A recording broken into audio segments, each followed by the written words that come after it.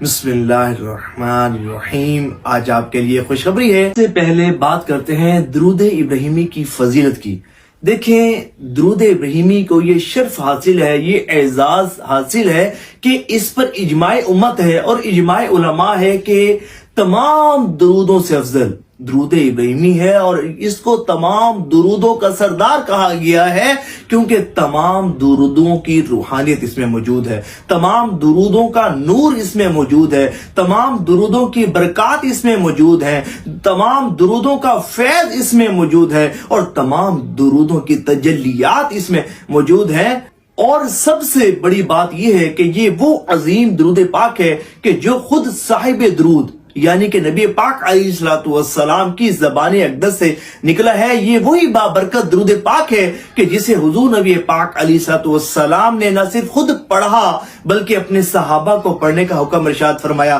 اپنی امت کو پڑھنے کا حکم ارشاد فرمایا۔ یہی وجہ ہے کہ بزرگ فرماتے ہیں کہ جو درود ابراہیمی پر ریاضت کرتا ہے اللہ تبارک و تعالی اسے اولیاء کرام کی جماعت میں داخل فرما دیتا ہے، اور فرمایا یہ گیا ہے کہ جتنے بھی درود ہیں بے شک سب درود ہی نور ہیں، لیکن جو درود ابراہیمی ہے اس کا مقام و مرتبہ سب سے بلند ہے، کیونکہ یہی وہ درود ہے کہ جس کی روحانیت 1450 سال سے مسلمانوں کو نصیب ہو رہی ہے، اس کی برکات مسلمانوں کو نصیب ہو رہی ہیں۔ اگر کوئی پوچھے تو کہ وہ کون سا درود پاک ہے کہ جو حضور نبی پاک علیہ الصلوۃ والسلام نے بہت زیادہ پڑھا ہے، جو صحابہ نے بہت زیادہ پڑھا ہے، جو امت کے اولیاء نے بہت زیادہ پڑھا ہے، جو ہر وقت کے غوث، ہر وقت کے اقطاب اور ہر وقت کے ابدال نے بہت زیادہ پڑھا ہے، وہ کون سا درود پاک ہے کہ جسے اس امت کے اولیاء نے بہت زیادہ پڑھا ہے؟ تو یہی کہا جائے گا کہ وہ درود ابراہیمی ہے۔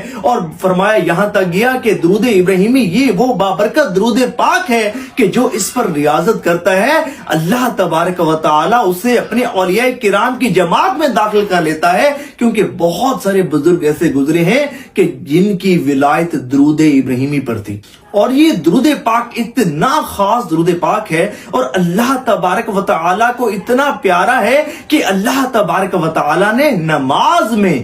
اسی درود پاک کو پڑھنے کو پسند فرمایا، اسی درود پاک کو نماز میں پڑھنے کا حکم دیا گیا۔ حضرت امام شافعی رحمۃ اللہ تعالی علیہ آپ فرماتے ہیں کہ جو شخص نماز میں درود ابراہیمی نہ پڑھے اس کی نماز ہی نہیں ہوتی۔ درود ابراہیمی پر جو ریاضت کرتا ہے اسے پہلا بینیفٹ ایک یہ حاصل ہوتا ہے کہ اللہ تبارک و تعالی اسے اپنا دوست بنا لیتا ہے۔ جی ہاں، حضرت ابراہیم خلیل اللہ علی نبینا علیہ الصلوۃ والسلام ان کو یہ شرف حاصل ہے کہ اللہ تبارک و تعالی نے ان کو اپنا خلیل بنایا، اپنا دوست بنایا۔ تو جو اس درود پر ریاضت کرتا ہے وہ اللہ کا بھی دوست بن جاتا ہے، اور جو حضرت ابراہیم علی نبینا علیہ الصلوۃ والسلام کو برکات اللہ تبارک و تعالی نے عطا فرمائی یہ اس کا مستحق بن جاتا ہے۔ اور اس درود پاک پر ریاضت کرنے والا، درود ابراہیمی پر جو ریاضت کرتا ہے اس کو ایک خاص شرف یہ بھی حاصل ہوتا ہے کہ اللہ تبارک و تعالی اسے ہر پریشانی سے بہت جلد نجات عطا فرما دیتا ہے، کیونکہ حضرت ابراہیم علی نبینا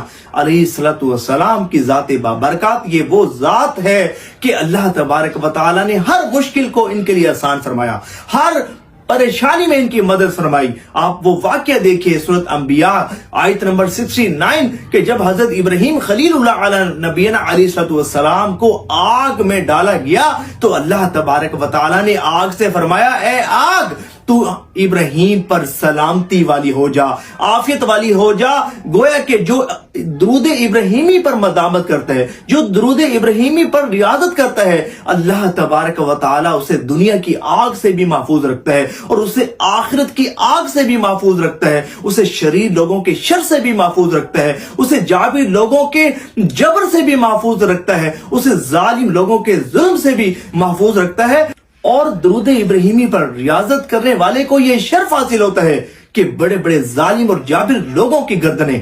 درود ابراہیمی کی کثرت کرنے اور اس کی ریاضت کرنے والوں کے سامنے جھک جاتی ہیں۔ وہ درود ابراہیمی کے عامل کے سامنے زبان درازی نہیں کرتا، اس کی عزت کو پامال نہیں کرتا، اس کے ساتھ ادب کا معاملہ کرتا ہے، اس کے ساتھ عزت و احترام کے ساتھ پیش آتا ہے، اور اس کی خدمت کرنا اپنے لیے سعادت کی بات سمجھتا ہے۔ یہ درود ابراہیمی کی ریاضت کی برکات ہے کہ جو درود ابراہیمی پر ریاضت کرتا ہے اللہ تبارک و تعالی اسے ہر مقام پر کامیابی عطا فرماتا ہے، ہر جگہ اسے ترقی عطا فرماتا ہے کہ حضرت ابراہیم علی نبینا علیہ الصلوۃ والسلام کو اللہ تبارک و تعالی نے ہر مقام پر کامیابی عطا فرمائی، ہر جگہ پر کامیابی عطا فرمائی، ہر جگہ حضرت ابراہیم علی نبینا علیہ الصلوۃ والسلام کی مدد فرمائی۔ تو جو شخص جو بھی درود ابراہیمی پر ریاضت کرتا ہے اللہ تبارک و تعالی کی مدد اس کے شامل حال ہو جاتی ہے اور اس کے گرد ایک بہت بڑا حصار قائم ہو جاتا ہے،